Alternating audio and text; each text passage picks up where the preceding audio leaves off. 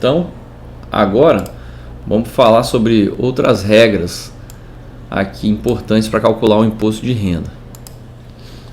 As regras são essas daí, ó.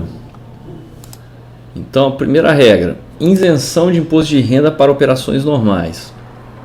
Existe uma isenção se você fez vendas abaixo de R$20.000 no mês. Então você não precisa pagar imposto, mesmo que você tenha lucro, não é? E aí isso é interessante, porque, lembrando, você só vai pagar imposto de renda quando você vende as ações. Você nunca paga quando você compra, né? Porque quando você vende, você vai calcular qual o lucro que você teve. Você vai ver o preço médio de compra e vai ver o preço médio de venda. Falo preço médio porque às vezes o cara comprou vários preços diferentes, vários momentos diferentes.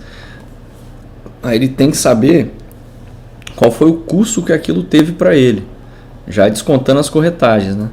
Corretagem entra como custo também.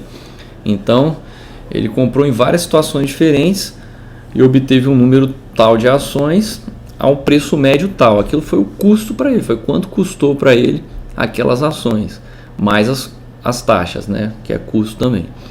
E aí, na hora de vender, ele vê o quanto que ele, por quanto que ele vendeu, qual foi o preço médio de venda. Se foi maior do que o que ele comprou, ele obteve o lucro. Então ele deve pagar o imposto. Mas se a venda dele for abaixo de R$20.000 no mês, ele não precisa pagar imposto. É isenção para quem vende menos de R$20.000 por mês, né? Então, qualquer imposto de renda sobre operações normais no mês, o investidor deve somar quanto teve de alienações, vendas, né? E essa soma deve entrar todas as vendas realizadas no mês, sejam elas operações normais ou day trade. E daí ele vê se ele vendeu menos de 20 mil no mês. É como se ele movimentou menos de R$20.000 no mês. Então ele tem essa isenção. Mas a corretora já retém uma parcela, que é 0,005% do valor das vendas, como imposto retido na fonte, né? Então esse valor que ela reteve, você vai colocar também na declaração, que é o imposto de renda já retido, e provavelmente o programa da Receita Federal vai calcular para você, como você é isento, né? Vai calcular para você alguma forma de devolver esse imposto aí também. Beleza. Outra regra: bonificações em ações. Em relação às bonificações do imposto de renda, as bonificações representam um aumento no capital social da empresa, então por meio de incorporação dos lucros. Então, nesse caso, as ações devem ser incluídas no seu estoque com um custo de aquisição igual ao valor informado pela empresa.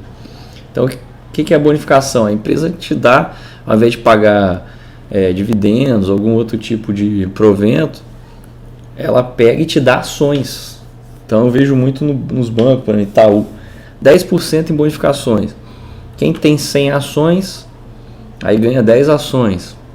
Aí, às vezes, essa ação vem para você com custo zero, mas às vezes ela vem com valor, tipo, é o valor que você pode adquirir aquelas ações. Tipo, você tem o direito de adquirir 10 ações a R$5 e no mercado ela está custando 8, por exemplo.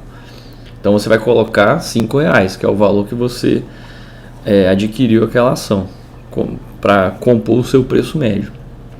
Então na hora de colocar as bonificações, tem que saber qual foi o custo de aquisição informado pela empresa, por quanto você está recebendo aquela ação, porque é a parcela do lucro que você tá ganhando, né? Como se estivesse recebendo da empresa uma parte do lucro dela em forma de ações. Então esse valor é um valor de lucro incorporado.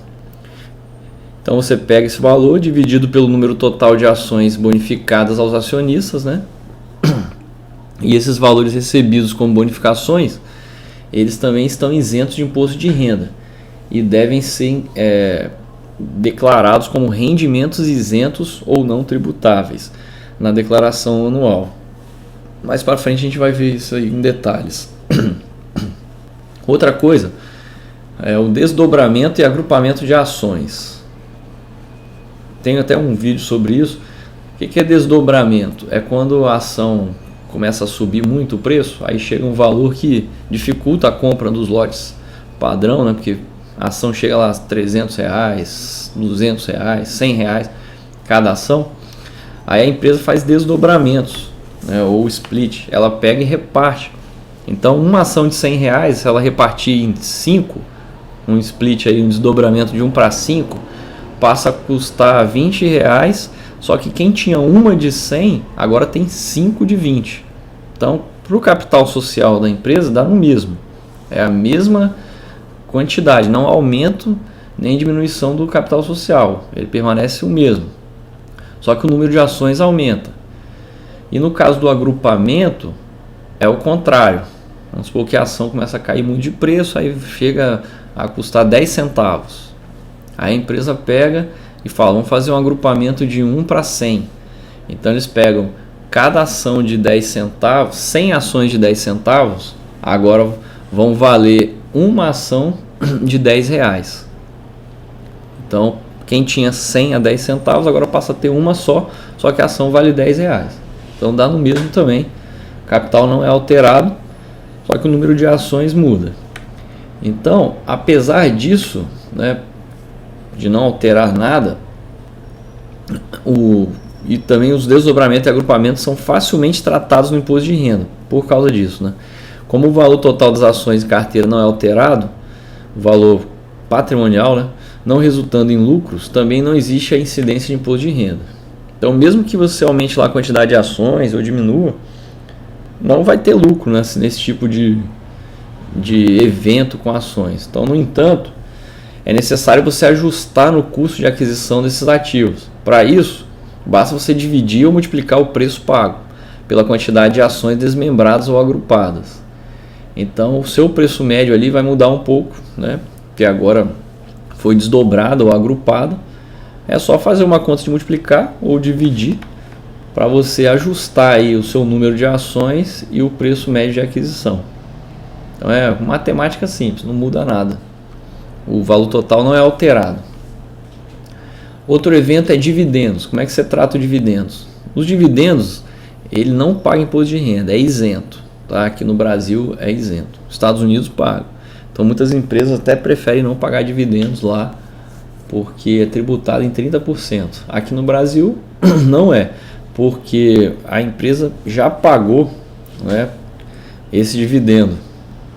Esse valor já foi representado lá no lucro líquido da empresa pagadora. Então não faria sentido você pagar imposto, sendo que a empresa já pagou, não é para você. Então esse valor aí que ela paga é isento. Já os juros sobre capital próprio, aí você tem um imposto de renda retido na fonte, você tem que pagar também, declarar ali aquele imposto, porque você já pagou. É 15% esse imposto aí sobre juros sobre capital próprio, né? E você declara lá na aba rendimentos sujeitos à tributação exclusiva definitiva, que é o retido na fonte, né? Então, por que no juros sobre capital próprio você paga imposto e nos dividendos não? Dividendos porque a empresa já pagou, e juros sobre capital próprio ela não pagou ainda. Então às vezes a empresa prefere pagar o juros sobre capital próprio para evitar que ela pague imposto, mas você vai ter que pagar. Então no fundo, para você dá no mesmo, qualquer um dos dois, você já pagou o imposto indiretamente, né? No caso dos dividendos, e no juros sobre capital próprio você pagou diretamente, você vai ter que pagar depois, é um imposto retido na fonte, mas você já pagou de qualquer forma. Ou seja, não tem jeito, o governo sempre arruma um jeitinho de pegar a parte que ele acha que é dele, né? Então no Brasil é muito complicado essa coisa de imposto, por isso que ninguém gosta de pagar imposto. Nos outros países até tem, mas a população ela vê algum retorno, então ela até entende. Aqui você não vê nenhum retorno, então fica uma coisa meio sem sentido. O governo tributa todos os produtos, todos os serviços, e aí você trabalhou, se você ainda conseguiu juntar algum dinheiro, se sobrar algum dinheiro, depois de todos os impostos que você pagou, ele aí fala assim, não, então me dá mais uma parte aí, imposto de renda na pessoa física. Então você já pagou imposto em tudo, mas se sobrou mais um pouquinho, ele fala, não, então me dá uma parte aí.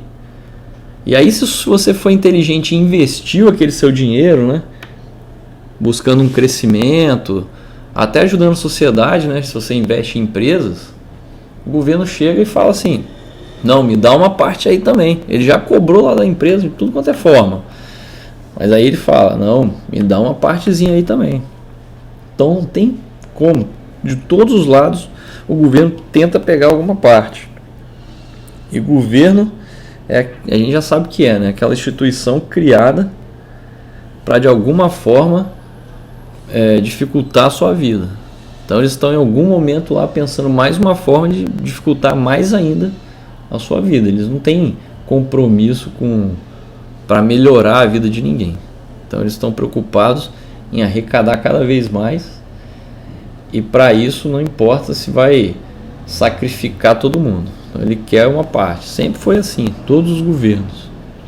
Então não adianta ficar reclamando, é a realidade. Ou esperar que vai melhorar, que vai mudar, ou achando que tem um salvador, que vão colocar outra pessoa lá e vai mudar, porque não vai. Os governos sempre foi, durante toda a história, isso aí, desde a época dos reis. Então é sugar ao máximo e dificultar ao máximo a vida das pessoas. Essa é a definição de governo.